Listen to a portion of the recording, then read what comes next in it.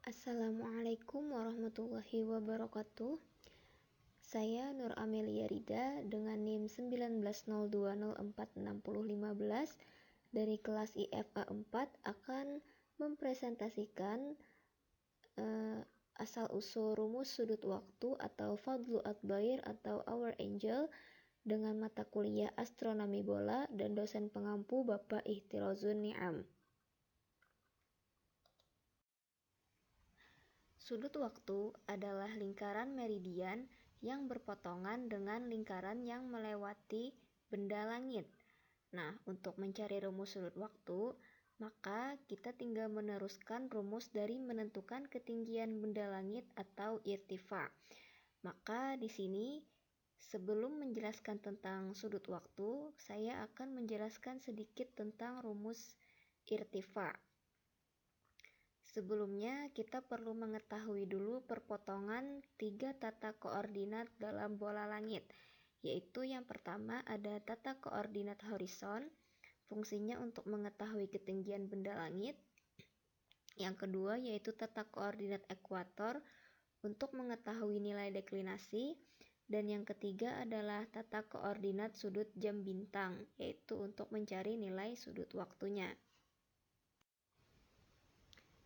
Baiklah, di sini saya akan menjelaskan tentang ilustrasi bola langit dari perpotongan 3 tata koordinat untuk mencari irtifa tadi. Di sini yang lingkaran berwarna ungu itu adalah tata koordinat horizon, di mana di atasnya itu zenit dan di bawahnya nadir. Lalu lingkaran yang kedua berwarna biru muda itu adalah lingkaran ekuator. Lalu di sini karena kita berada di lintang selatan tempatnya, maka kutub lintang selatannya berada di atas dan lintang utara berada di bawah dengan garis atau lingkaran berwarna hijau muda. Lalu di sini lingkaran meridian itu yang berwarna hitam yang mengelilingi tata koordinat tadi, dan yang berwarna orange itu adalah sudut waktunya. Nah, karena di sini saya menggunakan contohnya itu misalnya matahari berada di perpotongan yang berisi atau dengan arsir berwarna biru ini, itu adalah segitiga hasil perpotongan tata koordinat tadi, yang mana 90 dikurang H itu adalah dari zenit ke tinggi benda langitnya, itu dengan rumus 90 dikurang H. Lalu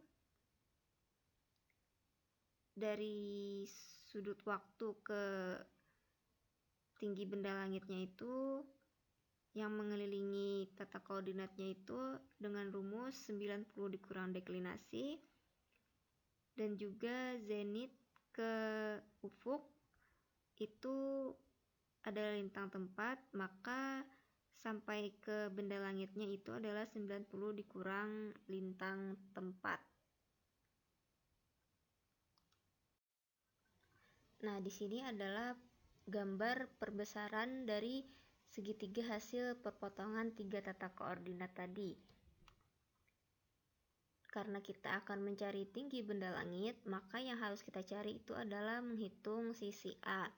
Nah, sebelumnya rumus tinggi benda langit itu kan adalah sin H sama dengan sin lintang tempat dikali sin deklinasi ditambah cos lintang tempat dikali cos deklinasi dikali cos sudut waktu. Nah, untuk mencari sisi A, maka di sini memakai aturan cos. Aturan cos yaitu cos A sama dengan cos B dikali cos C ditambah sin B dikali sin C dikali cos A, dimana di sini A-nya A besar yang ini. Lalu kita masukkan data-data yang sudah ada. Cos A di sini adalah 90 dikurang tinggi, masukkan. Lalu cos B itu 90 dikurang lintang tempat.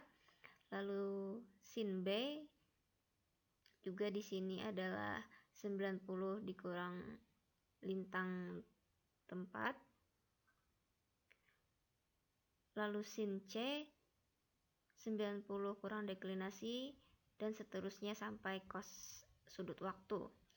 Lalu di sini sesuai ketentuan, apabila seperti ini bentuknya, maka cos ini berubah menjadi sin dan H-nya turun ke bawah. Maka di sini sin H sama dengan, begitu pula dengan rumus-rumus berikutnya. Cos diganti menjadi sin dan sin diganti menjadi cos. Rumus turunannya. Nah, setelah mengetahui asal-usul rumus irtifa, maka kita bisa mengetahui rumus sudut waktu dengan melanjutkan dari rumus irtifa tadi. Rumus sudut waktu yaitu cos sudut waktu sama dengan sin H dibagi cos lintang tempat dibagi cos deklinasi dikurang tan lintang tempat dikali tan deklinasi. Maka kita ambil rumus irtifa tadi yaitu sin H sama dengan sin lintang tempat dikali sin deklinasi ditambah cos lintang tempat dikali cos deklinasi dikali cos sudut waktu.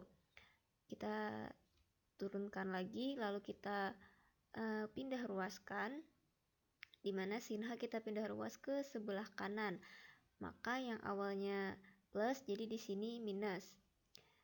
Lalu sekarang kita sisakan cos T dan sin H dikurang sin lintang dikali sin deklinasi ini tetap. Cos lintang dan cos deklinasi ini kita pindah ruaskan sehingga menjadi pembagian seperti ini. Lalu ini kita pisah lagi, sin H dibagi cos lintang dikali cos deklinasi dikurang sin lintang dikali sin deklinasi dibagi cos lintang dikali cos deklinasi. Lalu ini kita turunkan rumusnya sehingga memakai ketentuan untuk sin H dibagi cos lintang dikali cos deklinasi ini tetap seperti ini. Yang berubah yaitu rumus ini karena ketentuannya apabila ada sin alfa per atau dibagi cos alfa maka sama dengan tan alfa, dimana di sini karena sama sin lintang dibagi cos lintang maka menjadi tan lintang, begitu pula dengan sin deklinasi per cos deklinasi, rumus turunannya menjadi tan deklinasi. Nah, seperti itu asal usul rumus dari sudut waktu. Lalu di sini saya akan menjelaskan sedikit tentang contoh perhitungan sudut waktu matahari. Sebelum melakukan perhitungan sudut waktu, maka sebelumnya kita harus menghitung tinggi benda langitnya karena ini saling berhubungan. Nah, di sini saya akan memakai matahari sebagai benda langitnya, dan contoh perhitungannya itu adalah dari awal waktu sholat asar di Kota Tanjung, Kalimantan Selatan, tanggal 13 April 2021 atau bertepatan pada 1 Ramadan 1442 Hijriah yang lalu. Data-datanya sebagai berikut: lintang tempat yaitu 2 derajat 8 menit lintang selatan, bujur tempatnya yaitu 115 derajat 26 menit, bujur timur, equation of time-nya min 0 jam